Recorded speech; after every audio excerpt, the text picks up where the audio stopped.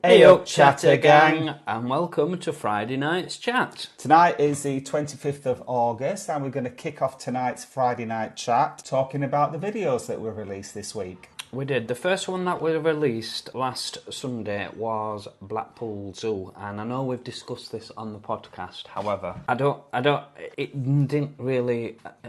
What we experienced was a monsoon like no other. I've never experienced anything like it. Certainly not in this country. We saw some downpours in Thailand, didn't we, when we were there? But it was just, the roads were awash. It was coming up the drains. It was, shocking. It was a nightmare, but we braved it because we paid the tickets in advance, which we didn't want to wait. Had it been raining that bad when we got outside of the hotel, I think we'd have just walked back in, to be honest. I think we would, yeah. It would have been far more sensible to have headed to the nearest pub and sought shelter in the pub all day. Mind you though, if we'd have waited for it stopping raining, we'd have been waiting until Monday morning, wouldn't we? We would, absolutely. So it was just, that weekend was just non-stop rain. However, that day was the worst. But it eased off a little bit, didn't it? Enough for us to brave going into the zoo and having a look around. Yeah, now I've not been to Blackpool Zoo before, Tim. You said that you've been before, and what did you think about it this time around? I really like it. I'm not a zoo expert, obviously, but the animals seem to be well cared for. The enclosures that they're in seem to be generous, or at least adequate for them. And they seem really happy. What did you think? Was it your first time? It was, and I was really impressed. When was your last at the zoo? Be 2 or 3 years ago, so not that long ago. The reason why I asked is a lot of the facilities seem to be either brand new or has had some recent work done to them. Yeah, I think they've done. I think they tend to keep on top of things and bring new things in and improve things for the animals all of the time. I mean, not only were the animal enclosures really good, I thought the visitors' spaces were really good as well. You had lots of viewing platforms where you could actually see the animals. I remember the last time we visited Chester Zoo. Can you remember? We barely saw any animals there. You couldn't see out, could you? No. So the last time I don't think that we saw everything that we could have seen because we were soaking wet through. We gave it a good go, but I remember last time I went, they had 2 enclosures where you actually went in, with the animals. One of them was the ringtail lemurs, and the other one was the wallabies. Now the wallabies, they couldn't have cared less. What it is, you've got they're out in this enclosure, and there's a path with handrails at either side, so you can't just wander about. And there's signs up saying don't touch the animals, they might bite you. And the wallabies, they couldn't care less. They just ignored people that were walking through. But the ringtail lemurs, they were proper tarts. They were coming up and wanting to be stroked, and people were stroking them, even though it said you weren't supposed to. But they wanted to be stroked. They were proper coming up and really interested in the people. And we didn't see that now, and I don't know if it's because we just didn't see it and they've taken it away, or they've taken it away altogether. But next time we go, I'm going to definitely look out for that because you'll like that, Colin. Yeah, that's the only issue that I had with the zoo is because the rain was that bad. We just couldn't possibly walk around it all, could we? No. We missed a lot out. So hopefully next year, when the weather's better, we'll definitely pay another visit to Blackpool Zoo and see what else we can find and film. We did have good weather though for Calderdale Pride, didn't we? Yeah, Calderdale Pride was the next video that we posted on Tuesday, which we attended last Saturday. Yeah.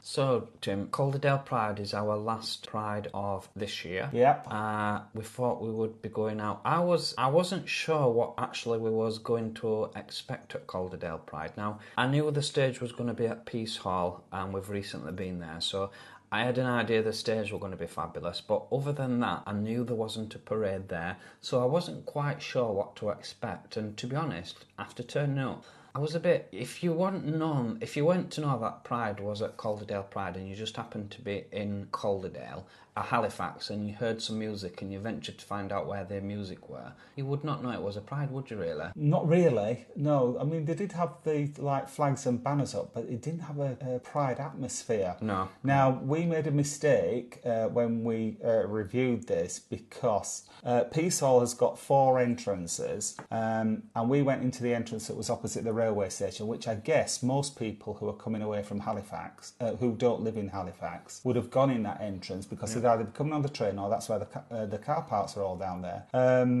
But all the stalls, we didn't think there were any stalls, but all the stalls were outside the Peace Hall, outside one of the other venues, but outside one of the other entrances. And I think if you went in any of the 3 other entrances, you wouldn't have had a clue that the stalls were there, which is what happened to us. Because we said, there aren't any stalls. But there were. We just didn't see them and we weren't aware of them. Now, when we went to Hull Pride, that was the same situation. Do you remember all the stalls were outside the venue there, but there was only one entrance, so you had to go past the stalls, so you were aware of it. But there wasn't any indication, was there, that the stalls... Once you were inside the Peace Hall, you would have no idea that there were stalls outside. So I think they missed a trick there, but we did make a mistake in saying that there weren't any stalls. We just didn't see them. Yeah, there were no signs to tell you where the community stalls were, and we went looking for the stalls, and the only stall that we could see was it was almost like a merchandise stall for Calderdale Pride, because that's all they were selling was Calderdale Pride t-shirts. Now if you went to a pop concert and you saw official merchandise stall and they were selling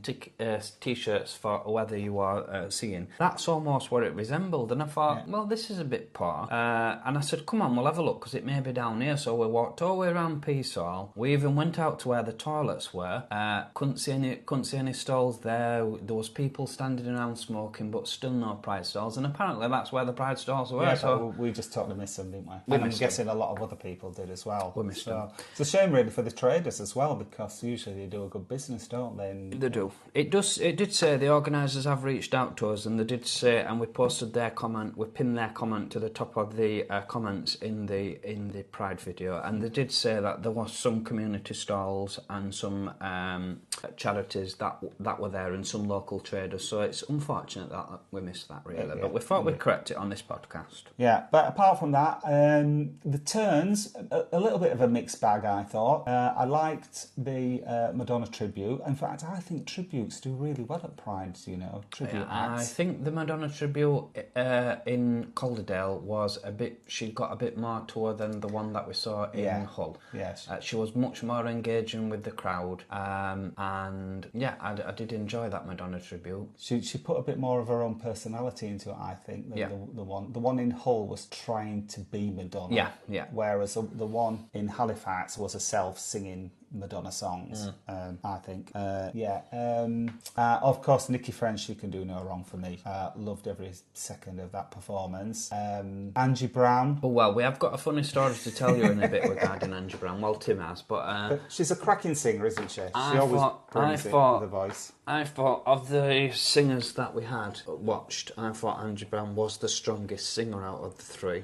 I think she's got the best voice of the 3, yes. However, she is let down by this weird noise that she makes. Almost every 30 seconds into the song, she'll stop and go, whack, whack. Now, this is supposed to be her trademark and what makes Angie Brown, but you remember Angie Brown from years ago. I remember Angie Brown, and I say she never used to make these whack, whack sort of noises. I don't remember doing that when it was a heyday at all. Which is a shame because, as I said, she's a cracking singer. Yeah. Then next up we had... Heather Small was the headliner, Heather Small was the headliner, yeah. Now, Heather Small, I think out of the 3, she was the headliner, but out of the 3, I think she deserved that headline spot because I thought she was really engaging with the crowd. She knew the crowd and she knew how to work the crowd, and also, I think a lot of the crowd, ages, remembered all the songs that she was singing, which Angie Brown only sung maybe one song that people knew. That was her own song. That wasn't her own song. She did covers, because she did Believe, which she didn't know the words for. Yeah. And she did Valerie, which she also went a bit wrong on as well. She did, I don't think you can fault her actual singing. It's just when she puts these funny... what's the name of the Angie Brown song? Why waste your time? I don't know. You're going to be mine. Yeah, That's exactly how it sounded, and it spoiled the song, I thought. Yeah. Um, I just want us to talk a little bit about the compares. the compare, well, I can't remember the name of the compare. Can you remember what the compare's name was? Yes. Well, there were two. There was one who I think he was just finishing his shift, but you know the one that had the rainbow suit on? Oh, yes. And he put our nose out of joint right away because he went, and that Halifax, that is how you do Pride, Leeds and Manchester. Which that's not what Pride's about. It's about bringing people together, not about Divides. saying we've got a better Pride than you've got. And there would have based been on a my lot. opinion, Tim, and I know we're going to cover this in our ride review, which we'll give you details of shortly. However, in comparison to Leeds, that was a bold statement to make, wasn't it? It certainly was. It certainly was. Yeah, I mean, Halifax, there's no two ways about it. That was a small Pride. Whereas Leeds and Manchester, I imagine, are massive prides. You can't compare one to the other. It wouldn't be fair to. But yeah, that wasn't in the spirit of Pride. But then we come to the next compare, Dame Shirley Bassey. Oh my lord! Now, Well, first of all, he's supposed to be a drag queen. He had a trouser suit on. He didn't look like he was in drag to me. He just looked like he had a man in a flamboyant outfit. Not what I would have chosen to wear for Pride if I were a drag queen. no, I agree. She were also doing karaoke, and she were doing a poor karaoke. Singing was not very good. I don't think she added anything to that whatsoever. I think she took away from it. I think she's a local celebrity, a local drag act, and maybe the local people get her more than what we did. However, she didn't do anything for me. That I don't think main stage at a Pride concert's the place for a karaoke turn. And I agree with you. She probably goes down really well in the clubs or in the bars when she's doing proper karaoke. But she was singing and she wasn't great at all, was she? No. And she was on for a good 20 minutes, half an hour. She did a turn, didn't she, in between? No. And I didn't get a lot of her jokes, so when she was trying to be funny, I didn't get any of that either. Well, perhaps it's a local thing. I'm not sure. She did what a lot of amateur presenters do. I've seen this at a number of Prides. They talk to the crowd and you can hear their side of the conversation, but then someone stood at the front of the crowd will answer her back. And obviously anybody else doesn't hear what that person says, so it makes no sense to anyone else that's listening. And she did that quite a lot. So, yeah. So, but overall, I enjoyed Halifax Pride. You not so much, did you, really? No, I did enjoy it, and I would go back. I would look at the acts again next year, and if they had 3 headline acts like they did this year, I would definitely go again. But because they didn't have a parade, and because we missed out on the stalls, I didn't get the Pride atmosphere, unfortunately. And it's not because we didn't have enough. We had a few to drink, didn't we? Because we got the train. But no. I didn't enjoy this Calderdale Pride. However, it's not gonna. I'm gonna definitely look forward to seeing when it's on next year and see what the acts are, and we can try again, can't we? Yeah, I think one of our subscribers said, why didn't you go to such and such a Pride? And I can't remember where. Oh, I think it might have been Leicester. But it was the same day as Halifax, so we might have to go there next year instead. Yeah. If they're on the same day. We can't be in 2 places. No. Try as we might. So, Tim, we promised that we've got an Angie Brown story to tell you, so I will pass over to Tim and he can tell the story. So, we're at the end of Calderdale Pride. Heather Smalls finished her act, and then all the crew are just up on the stage saying thank you and getting awards and things like that. So we started walking out of the Peace Hall, and as usual, Colin's like 20 or 30 feet in front of me, because he's got much longer legs than me. I can't keep up. And who should I bump into? Angie Brown. She was just walking out at the same time as me, so you know me, I'm not shy. I went over and I went, Angie, loved your performance, but please learn the words to believe. And she got hold of my hand, she went, oh, thank you very much. That's really kind of you to say that. And I was like, she's not heard a single word I've said. But it did the trick, because suddenly I just turned into fanboy and I went, oh, we absolutely loved your performance. We've seen you 3 times this year. We saw you at York, we saw you at Barnsley, we've seen you tonight. We've absolutely loved you. You've been fantastic. And by this time, Colin's joined us and he was like, oh, yes. Angie, you were not perfect. We've absolutely loved it. And we gave her a massive hug. And she went, oh, you're so kind. She was absolutely lovely, wasn't she? Yeah, she was and so good. I didn't tell her about that.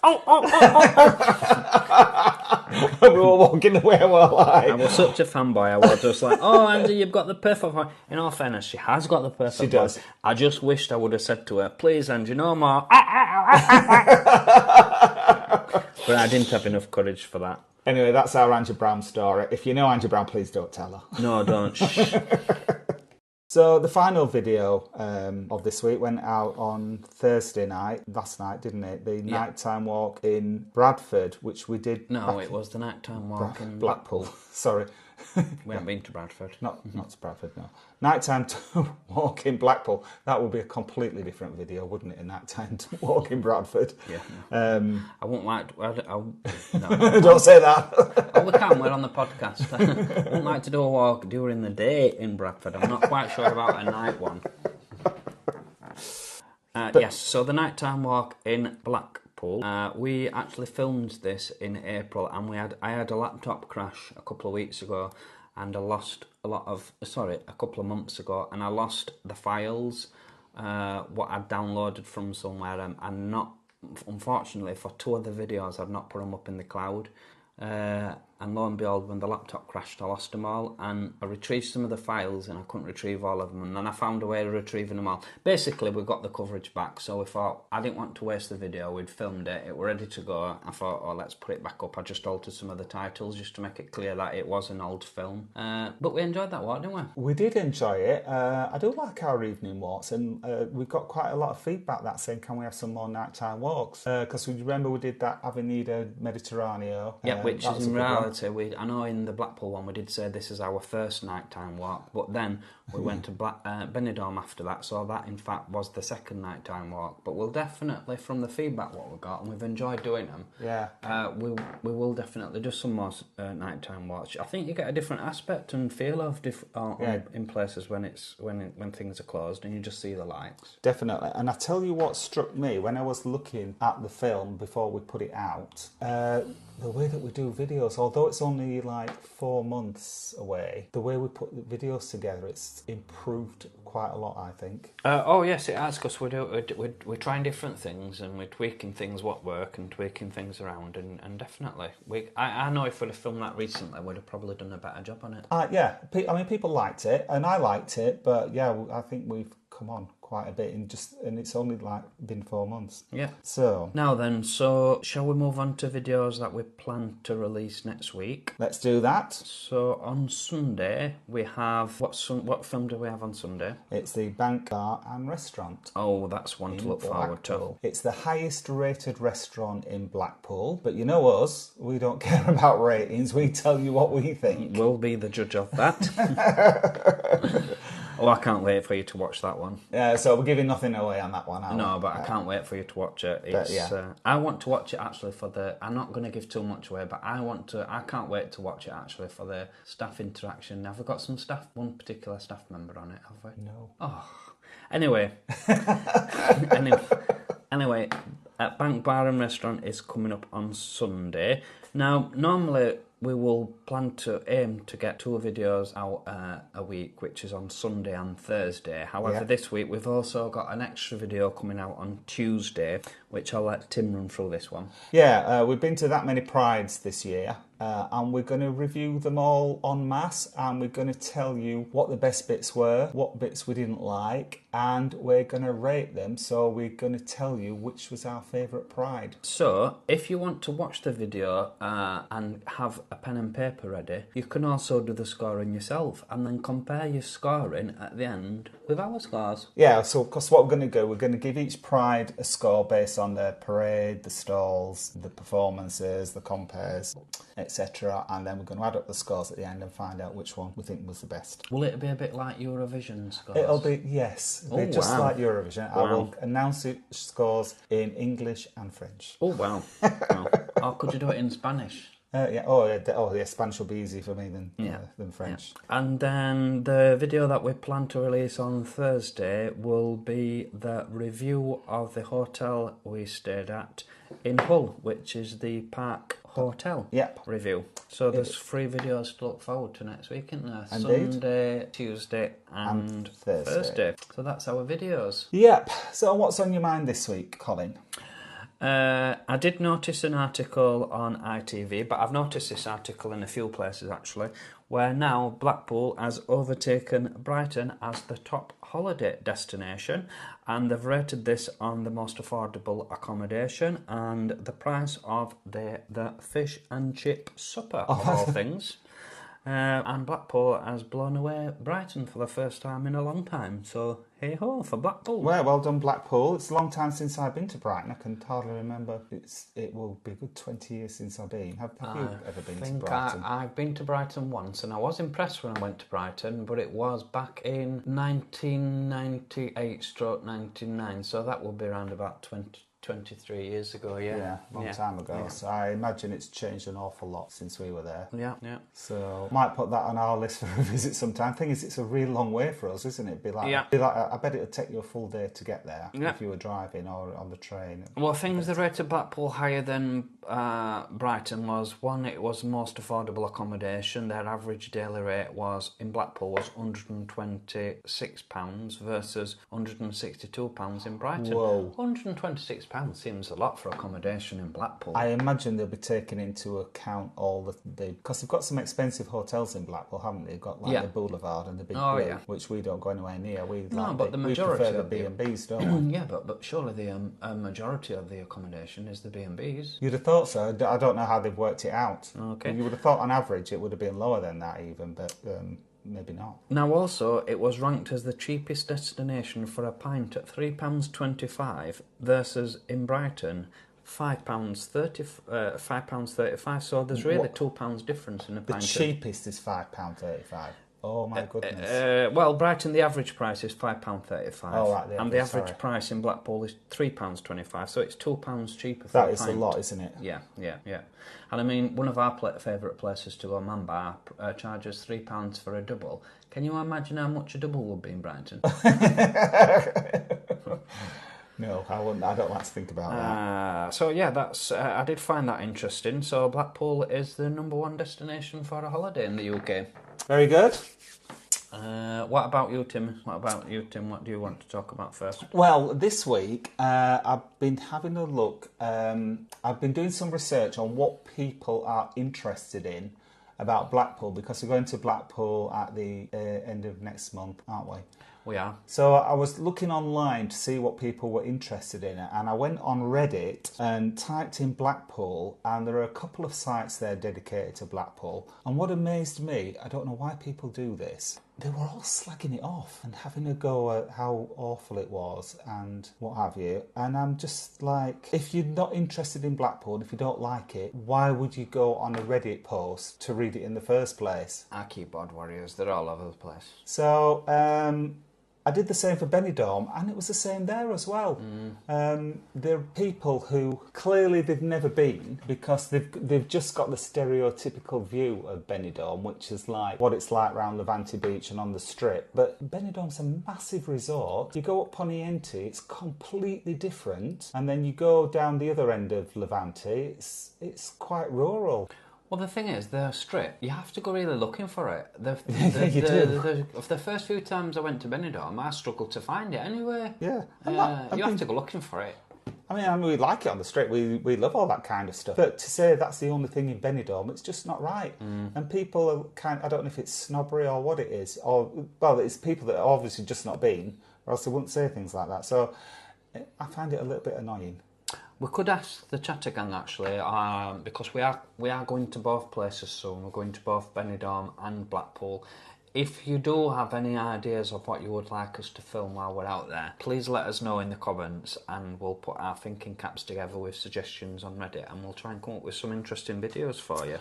Oh, Colin, I do have some bad news for you about Benidorm. Right. Last time we went, do you remember we talked to Lucy, who hosts the Benidorm Stuff channel. Yeah. And we said that next time we come out, we might do a collaboration together. And she agreed. We got it written down. Yeah, we've got it written down, Lucy. Well, I wrote to her last night saying we're coming out in 4 weeks. I can't believe it. She's coming to the UK the same fortnight that we're going to Benidorm. And she's going to be in Leeds. I think so. She said she's going to a relative's party, and it said it was her niece's 16th birthday. So she's probably going to be in Leeds. Am I going to be in Benidorm? So hopefully, Chatty Gang. Hopefully, because if you do, I'm sure there's a lot of our subscribers that like Benidorm just as much as us, and I'm sure you all watch Benidorm enthusiast videos. And if you don't, please do, because she's a really lovely a girl from Leeds, and she posts some really fantastic videos of Benidorm, and we were so looking forward to doing a video with her. But never mind, hopefully we can get some more collaborations going. I have spoken to Lewis, who is the Benidorm enthusiast. No, Benidorm fanatic. Sorry, yeah, Benidorm fanatic, and him and his partner Pablo said they'd love to do a collaboration with us. So we'll have that to look forward to. We'll be doing that. And hopefully in the not too distant near future, we'll try and get one together with Lucy. Yeah, I would hope so. Yeah. But never mind. Yeah, okay, no problem. So then moving on then to my next thing that I wanted to talk about was, just to give you, I know we've covered this in a couple of our videos, but the complex, the new Blackpool cinema complex, which is behind Houndel Shopping Centre, has hit a delay. And has it? Yeah, it's now not going to be open. It's now not going to be refitted until the end of the year, and due to open next year, where there was going to be open in the winter. So it was supposed to be open for Christmas, wasn't it? Yeah, and it's been pushed back now because there was going to be handing the keys over in July to be fitted out to ready to be opened up in December, and now it looks like it's going to be the new year now. Because they are still doing some work on the outside, aren't they? Yeah, but I thought that was just the pavements, not the actual building. I don't know whether the fallout of Wilco's may have got something to do with it. Because unfortunately Wilco's was going to be the That's going to be the ground floor. Was going to be the ground floor, and the cinema is upstairs. So if they have to find someone to go, I don't know whether the entrance. I don't know. There's a delay. We don't know really what the delay is. However, the cinema will now open next year instead of in December. That looks like it's going to be a fantastic cinema, though, doesn't it? It does look really good. As well as the cinema, there's going to be what's the really big screen? Is it IMAX? Yeah, there's going to be a really big IMAX screen, and they're going to have a really big virtual reality space where you can go and that's a really big upcoming thing now, virtual reality, where you can basically put an helmet on and sit in a car or whatever you're doing. It's almost like you're literally driving around in the car. So that'll be really good for Blackpool when it's a rainy day. That it really will, because it'll be in the Adele space, right in town. Be perfect. I think a lot of the development that they're putting in for Blackpool is to take into account bad weather, and I think eventually when it's all finished, which is going to be a few years yet, but I think it's going to be an all year round resort. There's going to be things that you can do whatever the weather. Yeah, because the central development is the same, Tim. All that's indoors. It's all roofed, so we can imagine that's good. I think you're right. It's not. They're doing things in winter now, encouraging people to go into winter and autumn. Yeah, because they do that Christmas by the Sea, which I think this year will be the 4th year that they've run it, and it just gets bigger and bigger every year. Because at one time, as soon as they turn the lights off, which I think is end of September, where they used to turn them off, and that was kind of the end of the season until next Easter. But now it goes on until the new year. Yeah.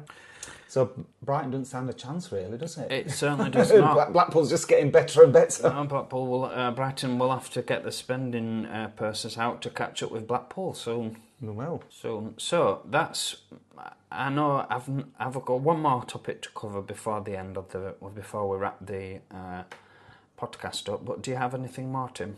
Nope. No. Well, just to let you know, this is not really a promotion, it's just to let you know now, but we are going to be launching membership for the channel next week. We're just going to do some fine adjusting of what we're going to include in the membership. But basically, we're going to include a video exclusive, what's going to go to members only. It's only going to be one, we're only going to commit to one a month, and we're hopefully going to commit to a couple of podcasts as well, maybe. We're going to fine tune it. It's not going to be so expensive, is it, on the membership? No, we're going to talk about that, aren't we? Yeah. But we are going to be launching it next week, so keep an eye on that coming up. And what else? That's more or less it, really, for me. Yeah. So if you do like the podcast, please give us a thumbs up. And if you don't want to miss out of any of our future episodes, please subscribe, because it'll cost you absolutely nought. Thanks for listening, Chatter Gang. We will catch you on the next one. Bye. Bye-bye.